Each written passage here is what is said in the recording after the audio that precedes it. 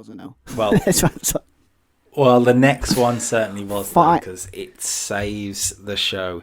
Triangle ladder match.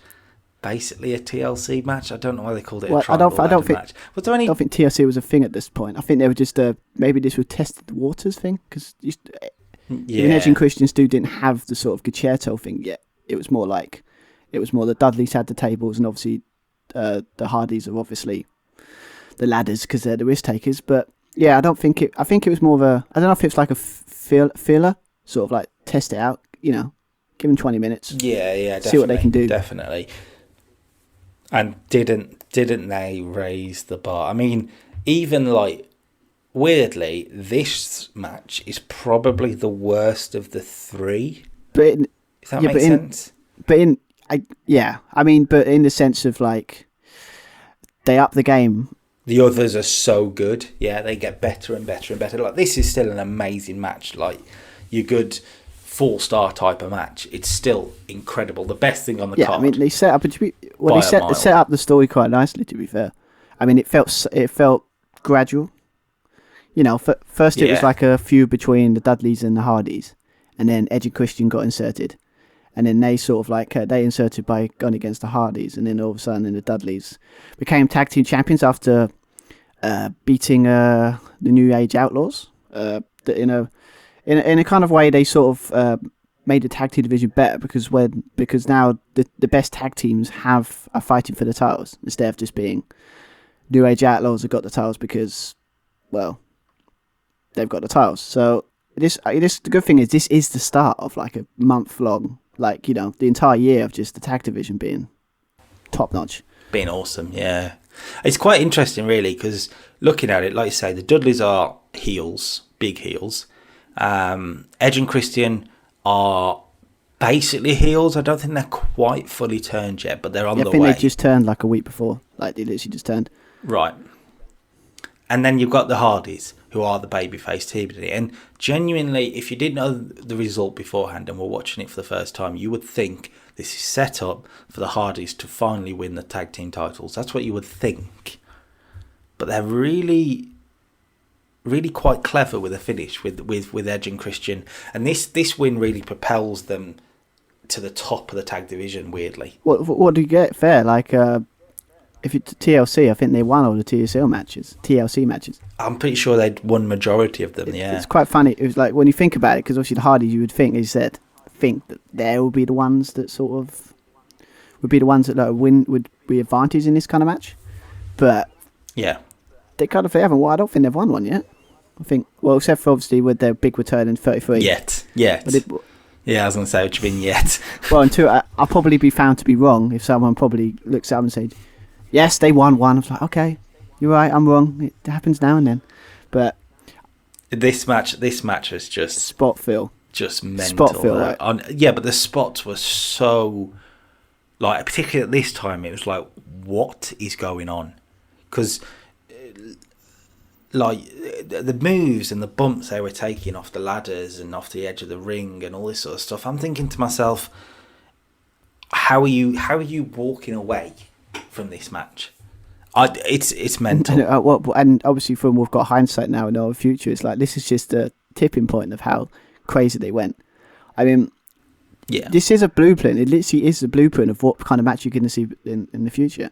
It's like there was a spot where you saw was it Jeff Hardy was climbing a ladder, and obviously you got Edge that was it on the top rope, and he hit a spear when he was climbing the ladder. Yeah, and that's sort of like a taster for the setup for the infamous WrestleMania 17 spear. Good God Almighty! Yeah, that kind of stuff. I mean, if I've said it before, because obviously I watched that table match between the Dudleys and the Hardys. I mean, Bubba Ray is the master at selling, I think. He is very, very good. His facial expressions are incredible. The facial expressions on Bubba Ray. Like, Bubba Ray's always the most entertaining of the two, which is probably a bit unfair on Devon, but Bubba Ray makes that tag team. He's so good. Yeah, I mean, I also forgot to realise that they actually were putting on a southern accent at this time. Proper becoming like a trailer. Because obviously, No, because obviously when I used to watch Dudley's, they were like talking normally without an accent. But in this one, I noticed that they were putting on this really southern accent. I think it was coming and going at the time. It's like Kofi's Ghanaian accent. It was like when they could be bothered to remember to do it, yeah, they did it. But most of the time, it just fizzled out. And this is the thing with stuff like accents. Who cares? Who cares if the Dudleys were from the South or from New York? Do you know what I mean? Nobody really cares. And I mean, it's not a criticism. It's an observation. It's just like, wait, they done a Southern accent? I never knew that was a thing. I just thought they just came in with just the badass Dudleys and just, or as JR likes to, those damn Dudleys. Those damn Dudleys, yeah. I mean, I also like Bubba hitting the RKO before the RKO was the thing. I know there was the Diamond Cutter, obviously, but Bubba Ray was the middle in between DDP and Randy Orton, it feels like. It's like the RKO out of nowhere before RKO out of nowhere was a thing. Yeah, well, he hit a Bubba Cutter off the top of a ladder. So, for a man of Bubba's size, let's say, to hit a move like that off the top of the ladder, fair play. Fair play to him.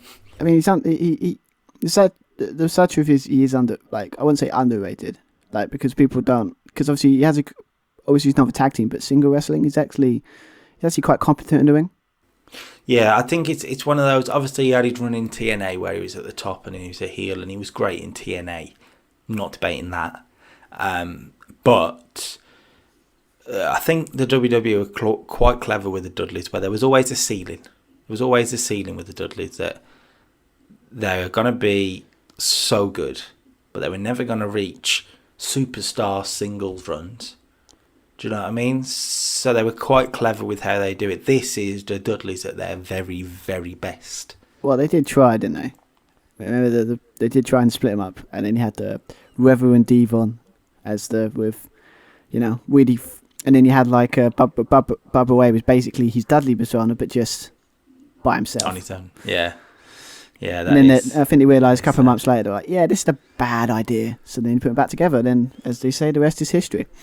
But the biggest spot though probably would be Jeff's swanton off the giant ladder through the table. Jeff is absolutely crazy. To be fair though, it's like when he was climbing on top of it though, it's just like you can see, it was still shaking a little bit. Yeah. And I was just like, oh god. I mean, if I did that, I'd be like, nope, I'm climbing down. Oh yeah, I'm good. When Jeff Hardy's scared about a particular bump he's going to take, it's going to be mental. So when he's walking up that ladder and you can see him shaking, I'm sitting here thinking, oh my god, he's going to kill himself. He's actually going to kill himself. I mean, you got to be honest, I love that camera angle. I think that sort of like was it ground camera angle they did. So it looks like it looked like this is what you're seeing it from Bubba Ray's perspective. If you look at it like that, and it kind of made that moment just way more epic. The finish itself, though, Edge and Christian on the table, collecting the belts together. I like that. I wouldn't have liked one person Edge pulling it down, pulling both titles down. I like the idea that Edge and Christian are together. They're as a tag team at their best. Down the line we'll see different, but I quite like the fact that they painted them as equal. Yeah, I mean, what I also loved about that is because obviously now we look at it, obviously who's more well remembered, Edge or Christian? It's not really a debate, is it? Sadly, it's Christian still had a good career, but it's Edge. Christian still had a Hall of Fame career. There's no debate in it, but Edge is a superstar. Do you know what I mean? He is rated R superstar.